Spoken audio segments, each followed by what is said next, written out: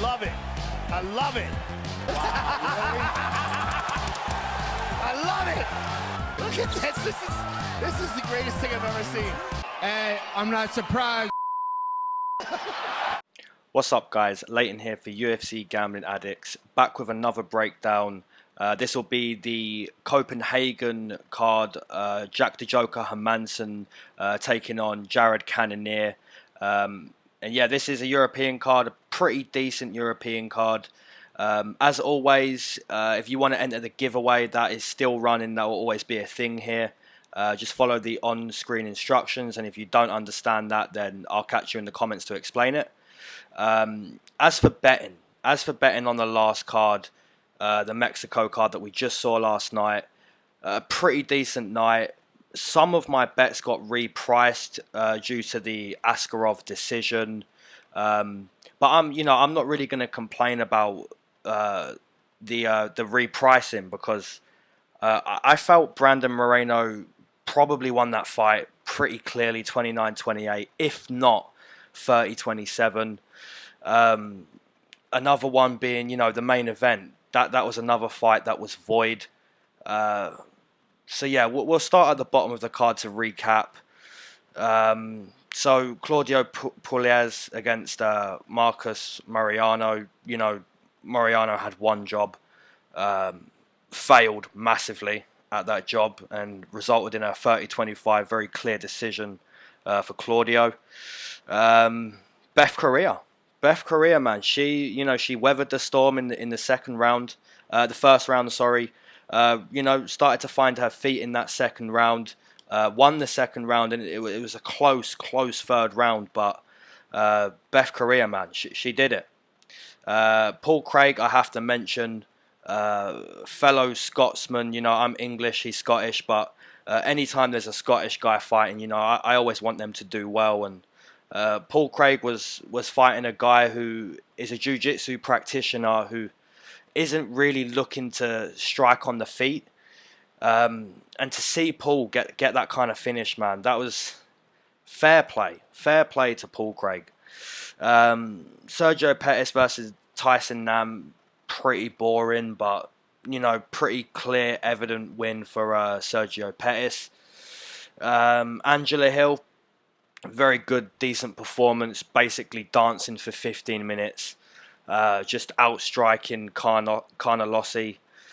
Decent fight, that one. And then we went to Kyle Nelson versus Polo Reyes, where, I took Polo Reyes in that fight, and I basically just said, listen, someone's head is getting taken off. If it's Polo Reyes taking off Kyle's head, fair enough. If it's Kyle taking off Polo's head, fair enough. Someone is going to get hurt in the first round. And Kyle Nelson, man, up against the fence, dirty break with the elbow, and then to just follow up with those vicious strikes.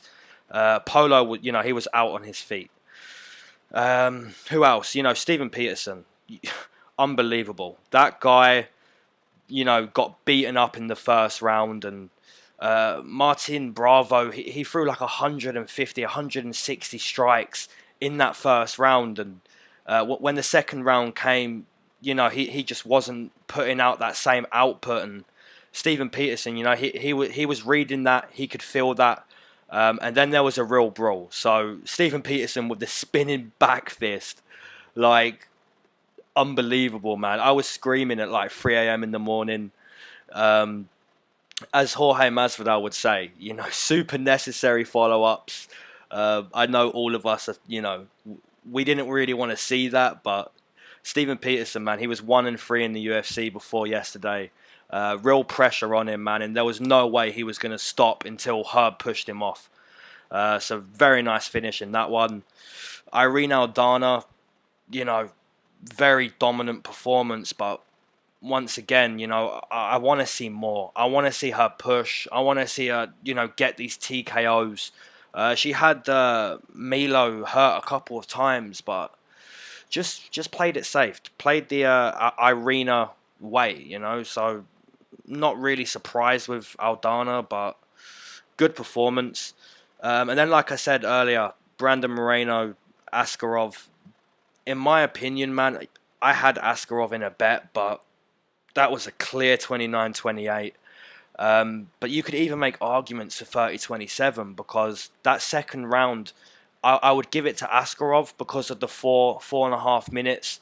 I felt he won that round, but the most significant moment was the head kick at the end of the second round. So once again, there's a strong case it could have been 30-27 to Brandon Moreno. So to see that kind of draw, I was a little surprised.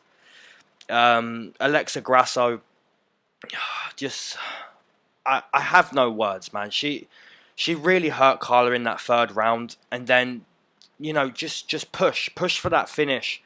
And she was just hunched over, kind of still waiting for a takedown.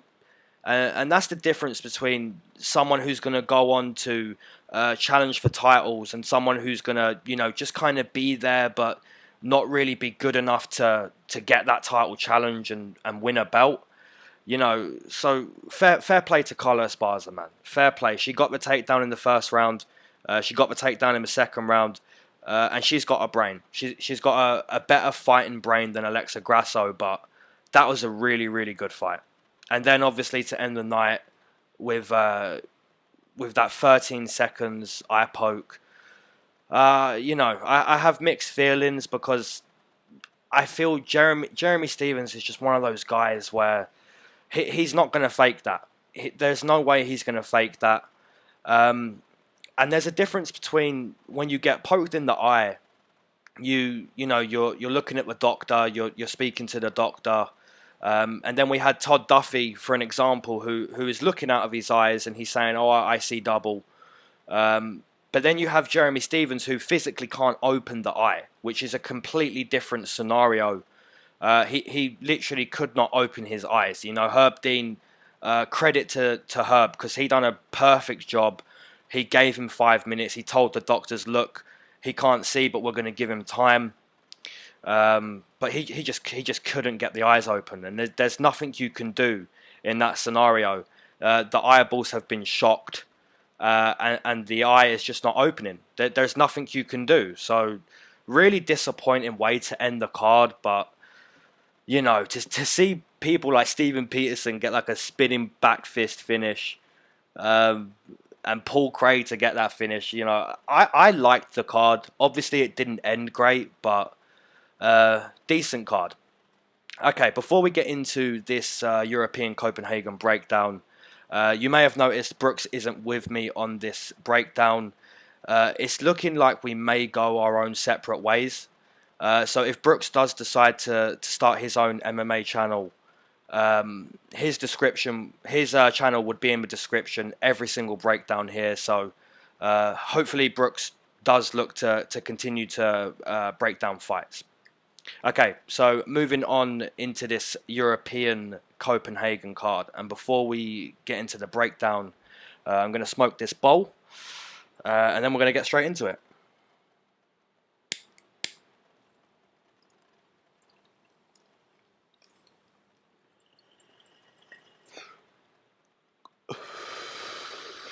Okay, let's do it. So, starting off this card, we have Davis.Chikadze versus Brandon Davis. Interesting fight. So we have Jija. He's a former Glory kickboxer. He started training in karate at 4 years old. He started kickboxing at 15 years old. And from the tape I've seen in his Glory fights, very, very talented kickboxer. Very, very, very talented at what he does. The problem is this is MMA. It's more than kickboxing, so he's going to have more adversities than he normally would in kickboxing. And we've already seen that. The Contender Series, he did compete on the Contender Series. He was a heavy favourite, I believe, minus 350. And he got choked out in that fight. The grappling is going to be the problem he faces. So with Brandon Davis, he has a very willing dance partner, if you will. Davis is a very good kickboxer himself, purple belt in Brazilian Jiu-Jitsu, and just a very decent technical brawler is Brandon Davis. Fight IQ is pretty questionable at times, but But you know, he's a decent guy. He has good Muay Thai. He uses elbows up close. He uses his knees. He doesn't exactly look to go in there and take guys down and, you know, try to submit you. Like, that's not really Brandon Davis's game plan. He'll use his jiu-jitsu more defensively. So, for example, a guy like Enrique Barzola, if when he grappled Brandon Davis, Davis will look to use Kimura sweeps and look to attack defensively, you know. So if a guy's trying to shoot in on him, that's when he'll use his jiu-jitsu. He won't actively look to take you down and use his jiu-jitsu. A time he did, though, was against Randy Costa. Now, you can see why he did that. He got tagged a couple of times in that fight. Randy Costa is quite an underrated striker, big power. So Brandon Davis took him down and choked him out. But apart from that, all of his fights have been, you know, for the most part, he's looking to kickbox you, brawl when he can, and be, you know, just output you on the feet. So, you know, Brandon Davis, he has the grappling advantage. And if this stays kickboxing, I feel Gija is going to shine. He's going to show us, you know, this is what I was doing over in Glory Kickboxing. I'm a very good kickboxer. And if Brandon Davis wants to kickbox, it's going to be a very entertaining fight. Now, if after 5 minutes Brandon Davis realizes, look, this is MMA, I kickboxed him and that was clearly a loss in that round, then Brandon Davis may look to grapple. So it really comes down to the IQ of Brandon Davis. If you feel he's going to look to use his jiu-jitsu, like I said, a purple belt in Brazilian jiu-jitsu, very underrated jiu-jitsu. If you believe he is going to look for that path of victory, then that would be a good pick. But I just think Brandon Davis is too willing to dance on the feet. So I feel this is going to be stylistically a good matchup for Gija. But like I said, if Brandon Davis switches his mind after 10 minutes and chooses to grapple, then it could get very interesting. Very tough pick to start the card. I'll take Davis.Chikadze via decision. Okay, moving on into the next one. We have Nohelin Hernandez versus Jack Shore. Another very decent matchup here. Hernandez comes into this fight 0-1 inside the UFC. Very, very tough debut. You know, you get given a guy like Marlon Vera in your debut, it's going to be very hard to shine. He ended the first round very well. You know, if you go back and watch that fight, you'll see that last minute and a half, he showed nice ground and pound. You know, he was posturing up, and Marlon Vera was eating some strikes, you know. So to see him end the first round like that, I was a little impressed. But then the second round came, and Marlon Vera, man, he just switched it on. Like, I rewatched that fight a couple of days ago, and Marlon Vera was just, in the second round, he's just laying on his back, like looking up at Hernandez, like, oh, you're just going to keep kicking me. And then the second Vera jumped up, he just, like, rushed Hernandez, got him on the mat, choked him out, and just said to him, like, hey, keep your head up. You done well. Like, it was just, it's crazy. Go back and watch that fight, and you'll see the swagger I'm talking about for Marlon Vera. But Jack Shore, this guy, I've watched quite a few of his fights in Cage Warriors now. He is the 135 champion in Cage Warriors before he moved over to the UFC. Previously fighting at 145, cut down to 135, 6 submissions, 4 TKOs in his 11 pro fights. And what I see from this Jack Shore guy is, you know, when he takes you down and ends up on top of you on the mat, like, you know about it. This guy has some heavy top control. And he's just, you know, I see, like, little hints of Khabib. Like, the way he just kind of wraps your legs up, holds the wrist. He looks very dominant on top when he's able to get that takedown. Now, he isn't doing it against the best competition. Cage Warriors is somewhat of a respected organization. But we do have to remember this isn't the greatest competition. So If you don't see this in the debut, don't be too surprised. But like I said, a former 145er, he's now fighting at 135. He doesn't look too strong on the feet. When he's clinching in these fights, like up against defense, he doesn't look strong. He doesn't just take the body lock and reverse it and put you against defense. Like, guys look like they can hold this guy. So it's interesting to see. You know, he's very strong on top of you on the mat, but if you're standing, there's no real physical advantage. So that tells me he's worked on his technique a lot in top control. So that's how he's getting these submissions. He's very intelligent on the mat when he does get you down. So to go back to Hernandez, I don't know where he's at in MMA right now. I don't know how good he is. He is training at AKA, and I watched a few of his other fights, and I'm not too impressed. Like, he got dropped 3 times in one round against a guy called Vincent in LFA, and I rewatched that fight, man, and that was just a year and a half ago. And to see this guy getting dropped 3 times in one round, not the best takedown defense either. I don't really know where he's going to shine in this fight. Maybe if he can keep it on the feet or even end up on top himself, maybe he has a chance against Jack Shore. But like I said, Jack Shore, man, he's this guy who wants to end up on top of you on the mat. Like, he isn't an elite striker himself. He's very basic on the feet. So it's a very strange fight to make a pick on. But I'm leaning more towards the grappling in this one. So I'll take Jack Shore via submission in round number 2. Okay, moving on into the next one. We have, and this is a very, very good fight. We have Naurdiev.Diakiese versus Lando Groovy Vannata. Very, very decent fight, and this is going to be, a hard one to break down. So we have Naurdiev.Diakiese coming into this fight, 4 wins, 3 losses inside the UFC. Very flashy kickboxer, very unorthodox. Very good kicker. Very, very good kicker. Where has he had trouble? In the grappling. He isn't having the best time with guys who are looking to grapple, take him down. That's where he's losing these fights.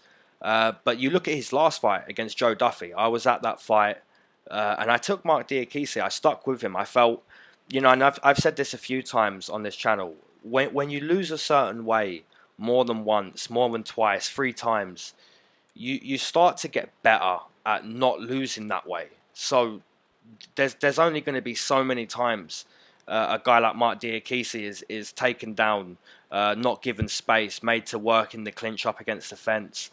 And Joe Duffy just fought Naurdiev.Diakiese at the wrong time. And like I said, Naurdiev.Diakiese, he improved. He looked for his own takedown in that fight, and he got that takedown. So yeah, Naurdiev.Diakiese, man, very impressive. Good takedown defense against Joe Duffy. Good striking, as always. He has pretty decent striking. And he's fighting a guy in Lando Vannata who, is just basically like Naurdiev.Diakiese. The only difference is he can grapple. He has got good jiu-jitsu. He's also a purple belt in jiu-jitsu. So yeah, Lando Vannata, man. And this guy, 2 wins, 3 losses, 2 draws. Such a strange UFC record. But he's very entertaining, man. He's looking to throw those kicks. He's looking to just be unorthodox and very flashy. He came very close to beating Tony Ferguson. And this guy, man, his contract is just based on entertainment. Like, he could lose this fight. It doesn't matter in the UFC's eyes. If he turns up and makes it entertaining, make people go, wow, look at that, then Lando Vannata is doing his job. So Lando Vannata could head kick Diakiese. He could, he's got heavy hands too. He could finish Diakiese. If it's straight kickboxing, it's a very close fight. Naurdiev.Diakiese is very flashy himself. But if I was betting on Lando Vannata. I'd say the best path to victory would be look for a takedown. Look to make Naurdiev.Diakiese work in areas he hasn't been good in. You know, against Joe Duffy, he was good. Does that say he's going to be better against Lando Vannata? It doesn't mean that. So we could see grappling issues. But if on the other end, if Diakiese can look as good against Vannata than he did against Joe Duffy, if he can stop those takedowns and keep it strictly kickboxing, has a very good chance.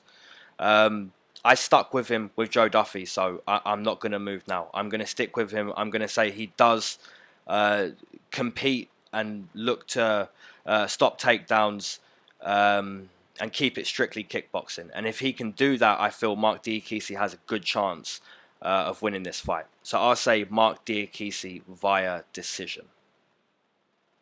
And then we move on into Sayer versus... Who are we fighting here? Ismail Naurdiev. This is a very, very good fight. So I'll start with Sayer. Comes into this fight 4 wins, 3 losses inside the UFC. He's a very, very powerful guy. Throws a lot of power. He doesn't fake too well on the feet. If you look at that fight against Curtis Millender, the feints weren't really there. You know, he was just like a punch bag, really. He was standing in front of Curtis Millender. They were just both looking at each other. The difference is Sayer, you know, you can see when he's coming with that strike, that big, huge, powerful, swinging strike. But with Curtis Millender, his fakes are just very good. So that's why Curtis Millender was able to control that fight in the middle of the octagon. Now, Ismail Naurdiev is a very flashy striker, just like Curtis Millender.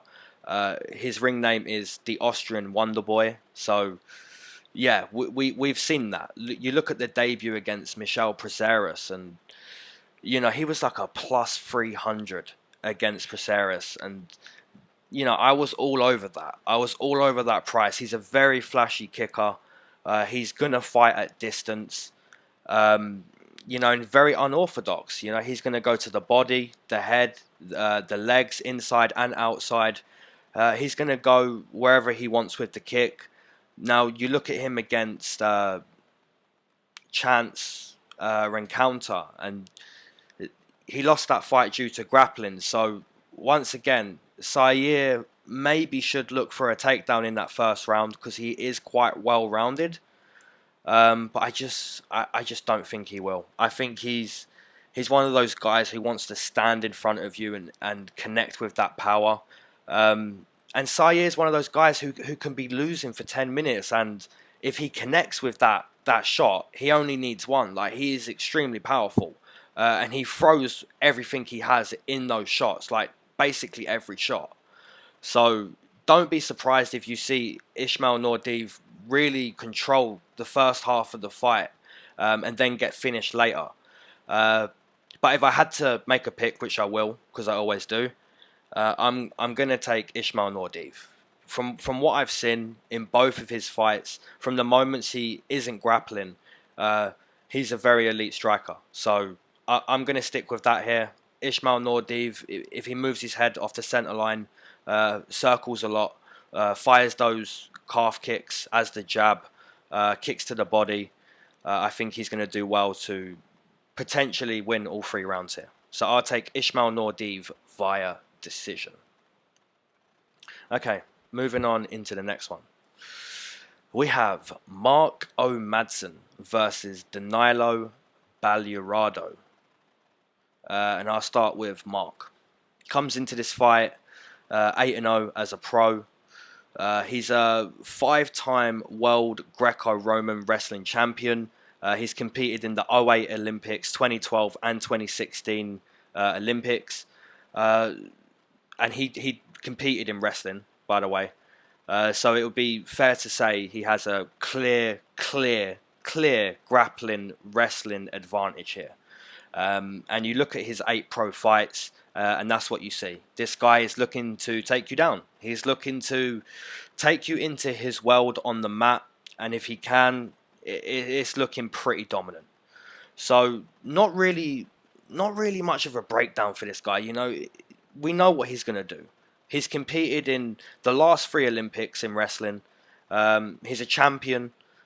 We know what he's coming with. His stand-up is pretty basic. He's got some decent power like in his hands, but we know he's not trying to do that. We know he's looking to back you up against the fence, shoot in on you, and get you into his world. So we're taking a look at his opponent now, who's 0-1 inside the UFC, Danilo.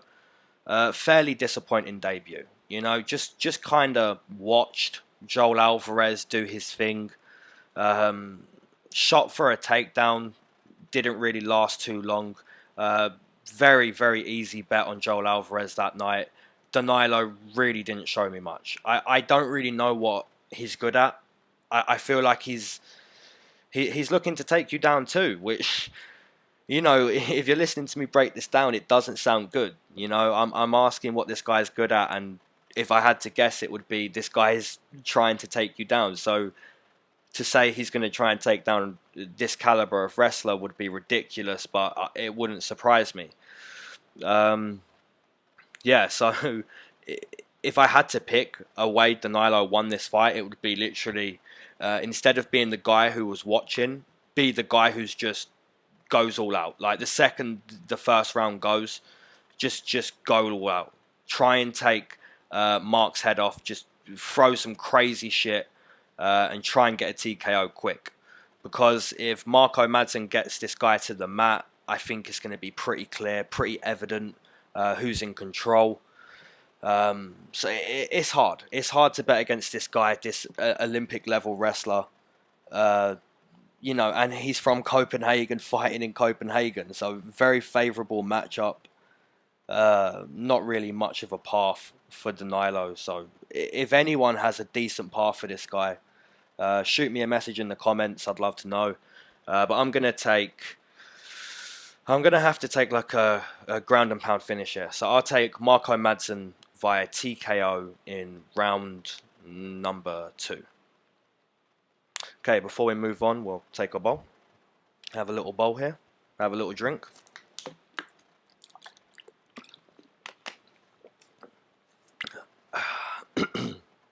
Excuse me, guys.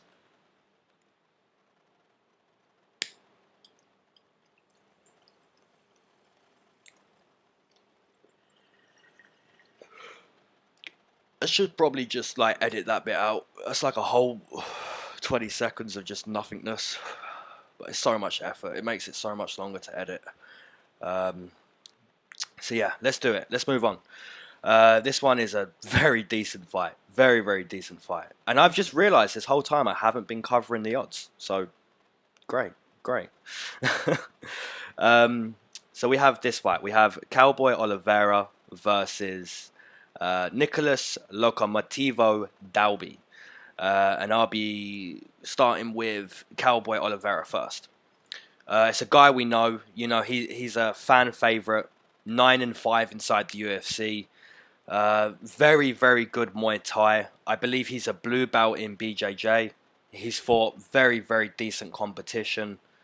And he's just someone we know, someone we respect, someone who will always show up and try to perform. And it's a decent matchup. I really think it's a decent matchup for both guys, because you look at this fight stylistically, and Alex Oliveira is that Muay Thai guy. He's looking to use those knees and elbows up against the fence. From distance, he's a beautiful kicker. He's going to go low. He's going to go high. Very talented kicker from a distance. Very unorthodox himself. Like, you could be looking at Oliveira thinking which kick is coming next, and then a big uppercut just lands. So he's a very talented striker. And I feel like it's a good match stylistically, because Nicholas Dalby, I feel, is also a decent striker. Nicholas Dalby comes into this fight 1 win, 2 losses, and 1 draw inside the UFC. This will be his return fight to the UFC. Went over to Cage Warriors, competed over there, looked very, very good. I watched his last fight against Ross Houston, and if you haven't seen that fight and you've got Fight Pass, I'm telling you, man, you need to go type that fight in. Nicholas Dalby versus Ross Houston. Just a pure vicious fight. There is so much blood. There is so much blood in that fight that it's sickening. There was so much blood in that fight. Mark Goddard stepped in and just said, "Look, this is done. This is ridiculous. Both guys are slipping over. There's so much blood. We can't continue. We cannot continue this. There's so much blood and equally shed on both sides. Both guys were just sharing blood, and it's a vicious, vicious fight.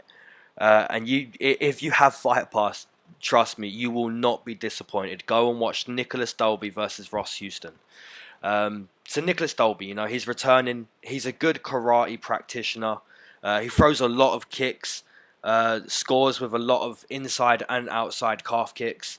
Also a brown belt in BJJ. So this guy, you know, he can hold himself on the mat. You know, he's not like a fish out of water like Marcus Mariano. This guy is he's going to look to pull guard if he's in a bad situation with Oliveira. And it's a very interesting one to break down and picture in my head, because Nicholas Dalby, if you said this was just Muay Thai, karate, kickboxing type fight, I feel Nicholas Dalby would probably edge it, because Oliveira really slows down towards the end of the second and in that third round recently. You know, a lot. If you look back, Yancy Medeiros, Mike Perry, Gunnar Nelson, you know, cut him up badly on the floor. I don't expect Dalby to do that, but you know, he really tires Oliveira, it looks like, in that the end of the second and the third. So if it was just that type of fight, I'd take Dalby. And I still probably am going to stick with Dalby here, because like I said, if it gets into the late second and this fight's still going, I really expect Dalby to pick up the pace in that third round. So looking at this fight, man, Oliveira really could finish him. You know, he has very good jiu-jitsu, like I said. Very good Muay Thai specialist. So it could be over in the first round. But I think if it goes more than 10, I think Dalby's really going to pick up the pace. So if Dalby can win one of the first or the second round, I think he could nick a very, very close decision. So I'll take Nicholas Dalby via decision. Okay, moving on into the next one. We have Muradov versus Chirico. Very, you know, very average fight, you could say. But there is a newcomer. There is a newcomer in Muradov who, you know, I said this is going to be an average fight, but this guy is looking very impressive. I've watched some of his tape, and he's 22-6 as a pro, nearly 30 fights as a pro, and I'm telling you, man, some of the tape I've seen on this guy, very, very well-rounded. Good, heavy ground and pound, heavy hands, looks to posture up on the mat. He'll go high with the kicks. He'll look to get in your face. Very, very, very decent power in his hands. For real, man, go check this guy out on tape. He looks extremely well-rounded.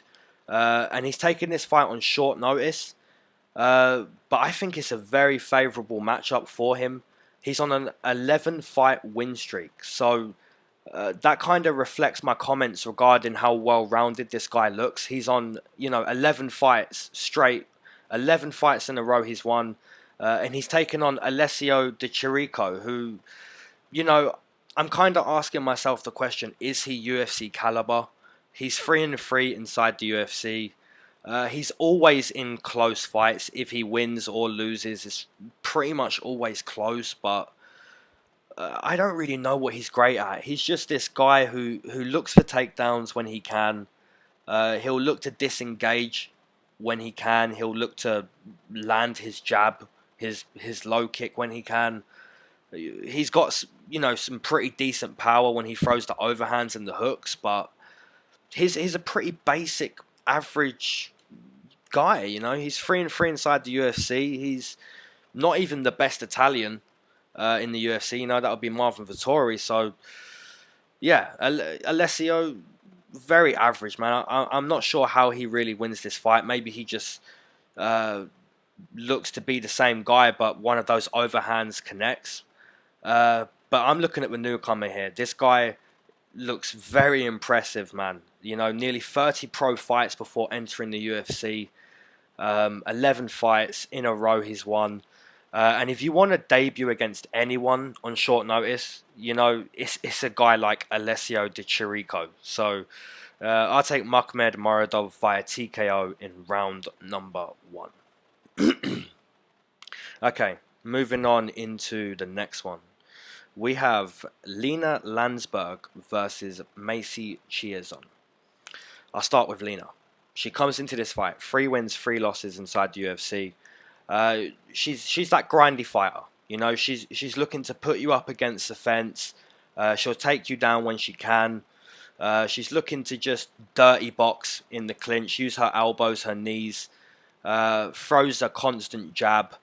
She's just that type of girl who's, you know, she's basically saying to you, you throw 50 strikes, I'm going to throw 100 this round. I'm going to make it dirty. I'm going to make sure you look worse than me. And sometimes it works. Sometimes it doesn't work. But she's looking to do that, you know. She's looking to make it dirty, brawl when she can, get a takedown here and there. She's a pretty standard fighter. I was actually at one of her fights against Lucy Pudilova. And that was back in 2017. And that was a very, very decent fight. Both girls just being very dirty, very grindy against each other. Trying to get the finish. Just, you know, back and forth, back and forth. It was just a dirty fight. She's a very dirty, grindy fighter. You know, that's what she's looking to do. So I feel like that's going to be the same thing for her here. She's going to try and do that to Macy. The only problem is Macy Chiasson, man. You know, she's a very strong grappler. Macy comes into this fight 3-0 inside the UFC. She's only 5-0 as a pro, which is kind of crazy considering 3 of those fights have been in the top organization of the sport. Originally a 145er who has decided to cut down to 135, and it's making all the difference. You know, she's taller than these girls. She's longer. She's rangy. You know, she's tricky to figure out on the feet because she's so rangy. So you think you're in a good place to strike, but wherever you are, Macy is able to fire something just as clean and maybe more devastating. So Macy is primarily a grappler. She's looking to be stronger than you. That's why she's decided to cut down to 135. And in both of those fights, man, both of those fights, you see that. Against Gina, her stand-up looked clean, powerful, dangerous. Against Sarah Morris, you know, you don't just do that to Sarah Morris on the mat unless you're for real. So Macy Chiasson, aka the female MGK, I think she's for real. I think she's a strong grappler, and we're going to see that here. So Lena fought against Yana Kuniskaya, who is also a 145er who cut down to 35, and she lost that fight. Same with Tonya Evinger, but she won that fight. So we're in a situation here where some of us may be overestimating Lena's strength here. Against Tonya, she really impressed me. Against Yana, I felt like that was going to happen. So once again here with Macy, I feel like Lena is going to be ragdolled. But if I was to be wrong here and Lena, you know, really showed me how strong she is again, I wouldn't be too surprised. But having said that, I have to stick with Macy. So I'll take Macy Chiasson via submission in round number 2. Okay, moving on into the next one. We have Ion the Hulk Cutelaba versus Khalil the Warhorse Rountree. And I'll be starting with Cutelaba. Comes into this fight 3 wins, 3 losses inside the UFC. And if you've ever seen this guy fight, you'll know this guy is not here to play around. He's not here to be, I'm trying to read what you're doing and then I'm going to implement what I'm going to do. He's literally here to, as soon as the ref says fight, he's here to get in your face and land a big, powerful shot. He isn't into reading fights, being technical. that's what he's looking to do. He's looking to get in front of your face. He's a powerful puncher. He wants to make you brawl. And the quicker he gets it done, the happier he is. So his wrestling isn't too bad. He has shown me good signs of his wrestling. But the one thing that I have noticed is he slows down considerably. If Cutelaba doesn't get that first round finish that he wants, late towards the second, he really slows down considerably. So that's something that really puts me off of Cutelaba here against Rountree. Khalil Rountree comes into this fight 4 wins, 4 losses inside the UFC. Also a very powerful guy, seriously powerful hands, and just, basically the same guy as Cutelaba. The only difference being Rountree is into reading the fight. He does want to read it, and he's into throwing more than just his hands. He's throwing beautiful Muay Thai kicks. You look at his fight against Eryk Anders and just a man possessed. It looked like a man possessed. If there was ever like a 10-7 or a 10-6 round, it was against Eryk Anders. Like he looked possessed. He looked sharp, quick, powerful. The kicks, man, were just, his whole game against Eryk Anders was so impressive that I'd be so surprised now if he couldn't implement something similar to Cutelaba. The real indication in this fight for me, if you're in the Rountree camp, would be to get out of the first, because if you're out of the first against Cutelaba, you're fighting a guy who's quite fatigued, more compromised, and you can really implement your game, your tactics. So I feel Rountree's really going to be able to score after the first round. So that's why I'm leaning towards Khalil Rountree here. So I'll take Khalil Rountree via decision. Okay, moving on into the next one. We have, who do we have here? We have Allen-Amedovski versus John Phillips. This is really who the hell knows kind of fight. Allen-Amedovski comes into this fight 0-1 inside the UFC. A former Bellator fighter, fighting out of American Top Team in Rome. So you could look at this guy as one of the top Italians, hopefully above Chirico, hopefully. Primarily a striker. He's very powerful with his hands, and that's what he's looking to do, man. He's looking to get in your face and counter you. Be first to the punch. He's very powerful. But he's a good kicker as well. A very, very good kicker. So I feel like if John Phillips was to go toe-to-toe with him, this is going to be a very, very good fight, because John Phillips, used to be the white Mike Tyson. So, or still is. I don't know. Maybe he still is. But John Phillips, also a very good power puncher. Very good at, wanting to fight that fight. So both guys are going to be wanting to do the same thing. Both guys implement the same game plan if they wasn't fighting each other. So the same example, or a different example, sorry, would be Paul Craig versus Moreira recently. Both guys look to be the guy who takes you down. So both guys here are going to be the guy trying to be the aggressor. So it's going to be very interesting to see who's taking that back step, who's leading the dance. And it's a really tough pick, man, because John Phillips is 0-3 inside the UFC. He can't really buy a win at this point. He's fighting for his job. He's fighting a guy who is basically him.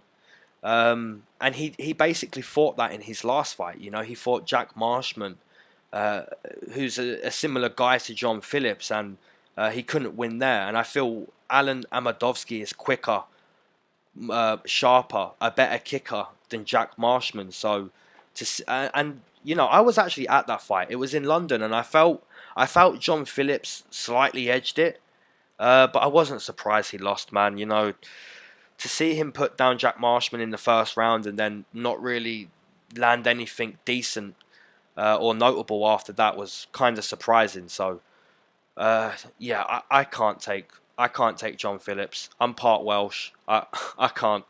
I'm going to take Alan.Amedovski, and I'm going to take him to win a close decision. Okay, moving on to the next one. We have OSP versus Michael Oleksiejczuk. I think I nailed it. So OSP, we'll start with this guy. Comes into this fight 11-8 inside the UFC, a veteran of the sport. This will be his 37th pro fight. Seems to have declined slightly in the last 2 years. Just being outworked, seems to be very lethargic, fatigued towards the end of the second. He's a brown belt in BJJ, and we do see that. We see that because you look at the Tyson Pedro fight. He was down in that fight and still was able to get the submission. And he's famous for the Von Flue choke. You know, he has done that a couple years ago. And we've seen that from him. So his jiu-jitsu on the mat, he's very good there. You know, if he looks to take down Michael, then maybe he can, have a nice round one submission, maybe. But if this was, on the feet, you look at moments like against Latifi, a guy who also tires in that second round. He was able to get the first round finish against OSP. Tyson Pedro was close in the first round. Dominic Reyes really put it on him. Probably should have got a TKO in the end of that third round. And Nikita Krylov, I took him in that rematch, but did I take him via submission? No, I did not. That is insane. He submitted OSP in the rematch. So, looking at the last year and a half, OSP has fairly disappointed me. So, to say he's going to beat this guy, I can't do it. I took Beth Correa last week, but I just can't take OSP. I can't take him. Before I make my pick on Michael, I'm going to break him down. Comes into this fight 3-0 inside the UFC. And he's a workhorse. He is a workhorse on the feet. He reminds me of Nate Diaz. In this division, he really reminds me of Nate Diaz. He's always feinting with the hands, just like bopping his hands out. It just looks like, it looks so hard to read what's coming. And he's always throwing a constant jab. He's going to the body. His output with his hands in this weight class is very impressive. Very, very impressive. So, constantly mixing up his combos as well with the feints. It just looks like a nightmare to read on the feet. And when he's not doing that, his wrestling looks very good. He looks very intelligent when he should shoot up against the fence. He'll brawl kinda, have his opponent backed up to the fence, and when he's halfway in that brawl, he'll shoot. So he's also looking to score in these rounds. He's not looking to just finish.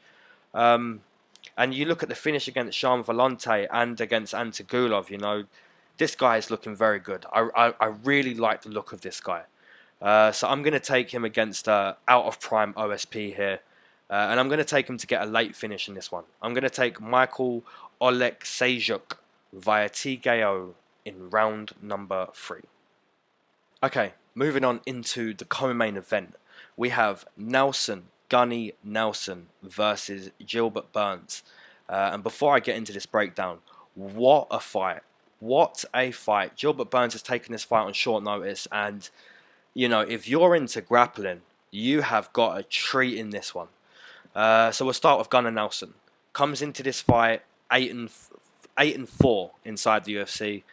Second degree black belt under Renzo Gracie. He's a black belt in karate. Always in that karate stance, ready to fire the kicks to the knee, kicks to the midsection as the jab. Fairly decent hands too. But we understand Gunnar Nelson. We know who he is. He's a jiu-jitsu god. You could put him in the god category with Damian Maia and all those other guys. There's obviously not a lot of them, but you could put him in that category. He has very, very good jiu-jitsu. He's a very talented grappler, and we see that in his whole career. He submits guys. That's how he wins. And if you can survive the submission, then you have a very good chance. So Gunnar Nelson more of a karate style. Gilbert Burns also a second degree black belt. Gilbert Burns comes into this fight 9-3 inside the UFC. Also very, very good Brazilian Jiu-Jitsu. Primarily a 155er who seems to be trying his hand at 170. So we'll look back at his last fight against Konchenko, which was just a few weeks ago. And he handed Konchenko his first loss. And it was a very, very good performance. But one thing that I did take out of that performance from Gilbert Burns was he really slowed down. He really slowed down in that late second and in that third round, you know. And that's just what happens when you step up that 15 pounds. You know, you're going to feel that extra 20 pounds when you're grappling. And it wasn't the best sign moving forward. But Gilbert Burns has very good jiu-jitsu. And he's not a karate type guy. He's a Muay Thai type of guy. So in the clinch standing, I'd feel like Burns is going to be more nasty. He's going to use those knees and elbows. Even Leon Edwards himself used the elbow on the break against Gunnar Nelson. Gunnar Nelson really isn't defensively great on the break in the clinch, so watch out for that. Gilbert Burns is going to use the knees and the elbows up close. So he's more of a Muay Thai style. So if you ask me who gets the better standing from these two grapplers, my answer would be Gilbert Burns. I just think he's nastier. He's better from a distance than Gunnar Nelson. But at the same time, like I said, both of these guys are second degree black belts. So when we're in the clinch, if one of these guys sees the neck, sees an arm, they're gonna attack it. That's just how a second degree black belt works. They're going to attack it. And I do see this fight hitting the mat. Neither guy has been submitted, so it's a hard one to say. Either would be subbed. But like I said, man, Gilbert Burns really looked like he was tiring in that fight against Konchenko. And Konchenko is no means anywhere on the level of Gunnar Nelson when it comes to grappling.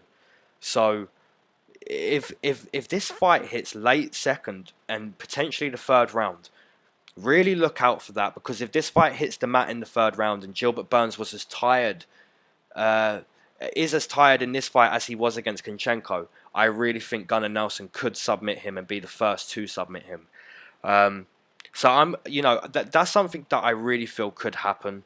So I'm gonna roll with that. I know it's a little bit of a long shot because Gilbert Burns has immense grappling. So if you're listening to that and you disagree, I understand completely. He's a very good grappler himself, and he very well could get the submission. You know, he could be the one guy subbing. But I'm gonna stick with Gunnar Nelson. I feel like that third round comes, and if the fight hits the mat, we could see Gilbert Burns potentially subbed. So I'm gonna take Gunnar Nelson via submission in round number 3. Okay, now we get to the main event. Very, very decent main event. I love this main event. I love both fighters. I'm gonna start with Jack Hermansson. Jack Hermansson comes into this fight 7 wins, 2 losses inside the UFC. And he's a very, very impressive guy. I made the call against, before Joker. I said this guy is, without a doubt, the next big thing from Sweden. He is the guy to fill Gustafsson's shoes. He is the next big Swedish star. And I really believe that. You look at his whole career against Alex Nicholson, vicious ground and pound. Against Brad Scott, vicious ground and pound. And then he fought Thiago Santos. Couldn't get Thiago down really in that first round. And then he was TKO'd 1 second before that round ended, which really showed us all how powerful Thiago Santos is. You know, it's just that one shot and it can be at 4 minutes 58 and you're done. So I'm looking forward to seeing Thiago Santos come back. I've seen him walking. Not to get off track here. Then he fought Leyton, where if some of you don't remember that fight, Jack Hermansson versus Leyton, Jack Hermansson badly injured his knee. I believe it was his knee. And if you watch that fight, in the first or the second round, he's screaming in agony. And he comes out in the 3rd round, potentially 2 rounds down with a dislocated knee or something, and he still gets the ground and pound. His heart is still enough to go against Leyton, and against such a veteran, when he was 2 rounds down with a badly injured knee, still able to get that finish. So impressive. It doesn't stop there. We look at his win against Gerard-Meerschaert. You don't just do that to Gerard-Meerschaert unless you're about this life. And Jack Hermansson proved to me in that fight he's about this life. Against David Branch, very impressive, very quick, round 1. You know, you sub a jiu-jitsu practitioner like David Branch in 49 seconds, you're about this life. And then you fight Joker, a guy who was taken down by Jack Hermansson, a guy who was nearly choked out by Jack Hermansson. Jack Hermansson nearly subbed Joker, which is insane. We look at Jack Hermansson as this mauler, this guy who will take you down, make you work, pound you out, put you into bad situations, flatten you out. But no, he's a jiu-jitsu guy too. He's looking to sub you. If he sees the neck, he's going to attack it.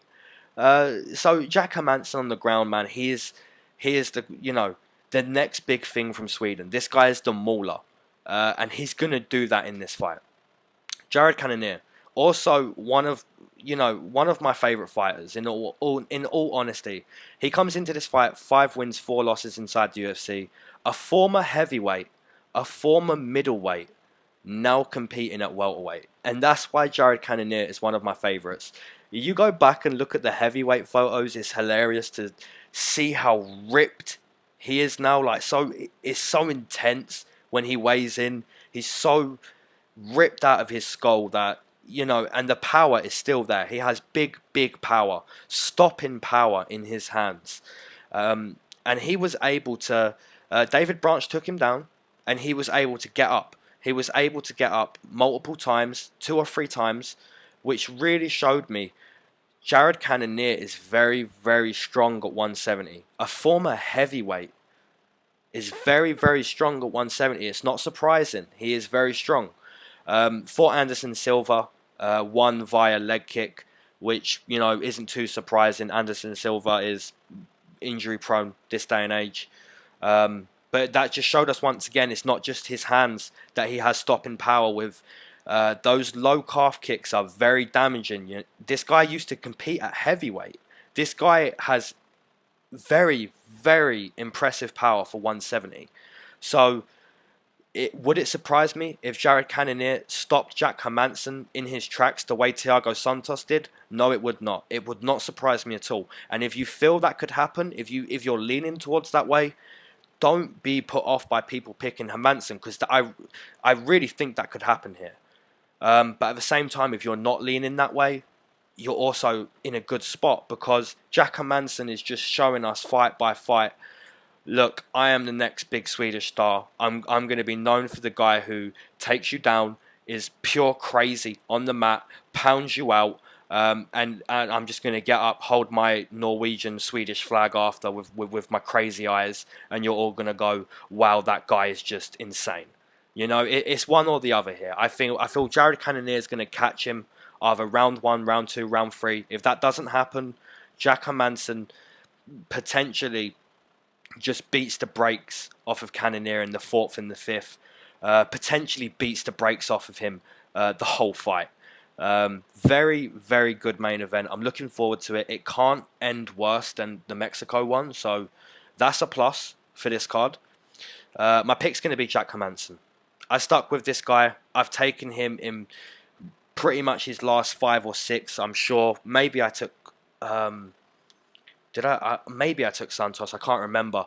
But I've stuck with this guy. I stuck with him with Joker when he was an underdog. And he's just so impressive, man. He is the Habib of 185. You know, he's looking to take you down, maul the life out of you, make you work, wrap up the wrist and just pound you out, flatten you out. He's soul crushing. He's soul taking. So I feel Jack Hermansson is going to do that in this fight. He's going to get those takedowns. He's going to look to be the guy we've seen of recent. So I'm going to take Jack Hermansson via submission in round number 3.